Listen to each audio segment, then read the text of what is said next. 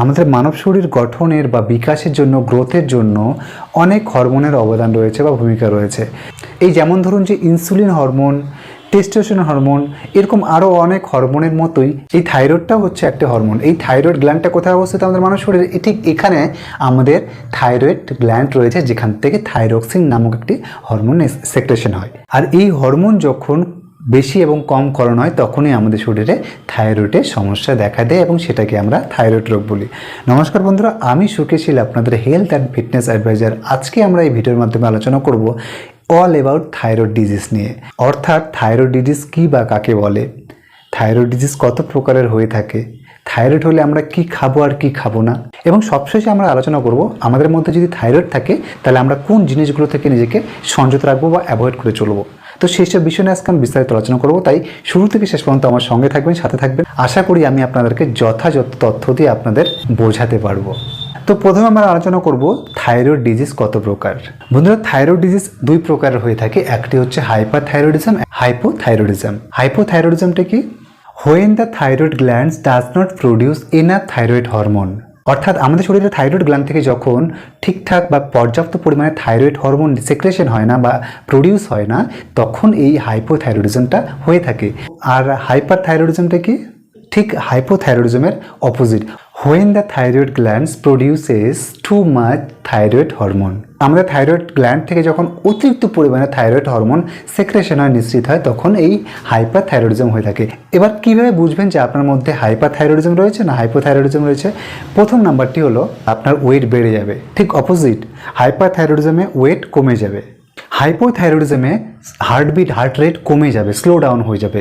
হাইপারথাইরয়েডিজমে heartbeat বা heart রেটটা বেড়ে যাবে।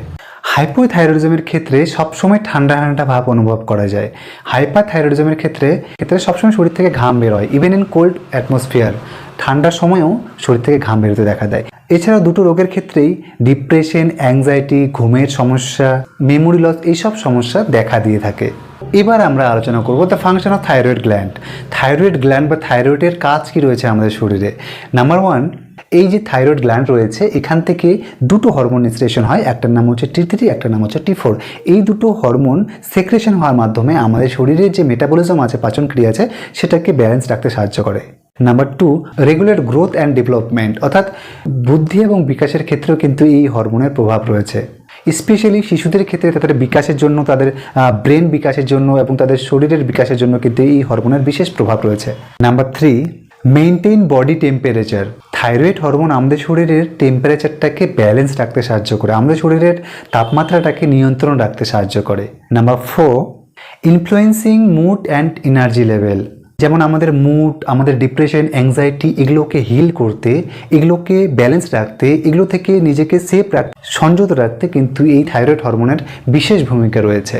বন্ধুরা, এই গেল সাধারণত থাইরয়েড হরমোনের কার্যকলাপ নিয়ে আলোচনা। কি খাবো আর কি খাবো না এই বিষয়ে আলোচনা করার আগে আমি আপনাদেরকে জিজ্ঞেস করতে যাব, আপনারা যদি সকালে উঠে, অনেকের এমন অভ্যাস রয়েছে, বাজে একটি অভ্যাস রয়েছে, অনেকে সকালে উঠে চা বা কফি পান করে থাকেন। আমি শুধু থাইরয়েডের ক্ষেত্রে বলবো না, আপনার যে কোনো ডিজিজ শরীরে থাক বা না থাক, সকালে উঠে যদি আপনার এমন অভ্যাস রয়েছে চা বা কফি পান করা, তাহলে কিন্তু সেটা আজকেই বন্ধ করে দিন।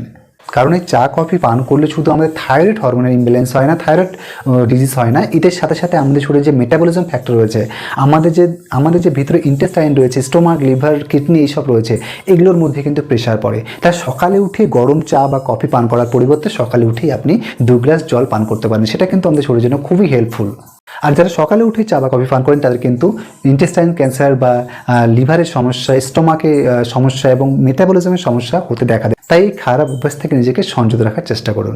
এবার আমরা আলোচনা করব থাইরয়েড হরমোন যদি থাকে আপনার মধ্যে তাহলে কি খাবো আর কি খাবো না। আপনি যদি থাইরয়েড পেশেন্ট হয়ে থাকেন তাহলে আপনাকে 5টি খাবার অ্যাভয়েড করে চলতে হবে। নাম্বার ওয়ানে পড়ছে ডেয়ারি প্রোডাক্টস। ডেয়ারি প্রোডাক্টস মানে হচ্ছে পনির, বাটার, অর্থাৎ দুধ থেকে যেসব জিনিস তৈরি হয় সেই সব জিনিস থেকে কিন্তু আপনাকে সেফ রাখতে হবে, নিজেকে অ্যাভয়েড রাখতে হবে, সংযত রাখতে হবে। Number two, soya products. Soya product কি?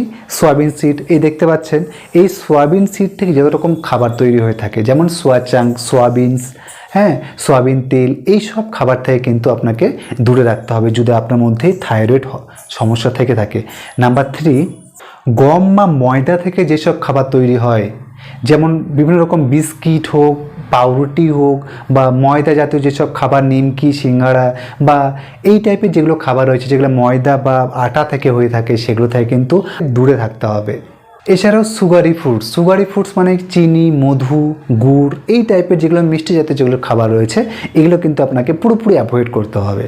এছাড়াও প্রসেস ফুড যেমন রয়েছে, বাইরের খাবার যেমন রয়েছে, বাইরের বিভিন্ন রকম জাঙ্ক ফুড, পিৎজা, বিভিন্ন রকম প্রসেসড ফুড যেগুলো প্রসেস করে রাখা হয়, অনেক দিন বাদে সেটা খাওয়া হয়, প্যাকেজিং যেগুলো ফুডসগুলো হয়, এগুলো থেকে কিন্তু আপনাকে পুরোপুরি অ্যাভয়েড রাখতে হবে।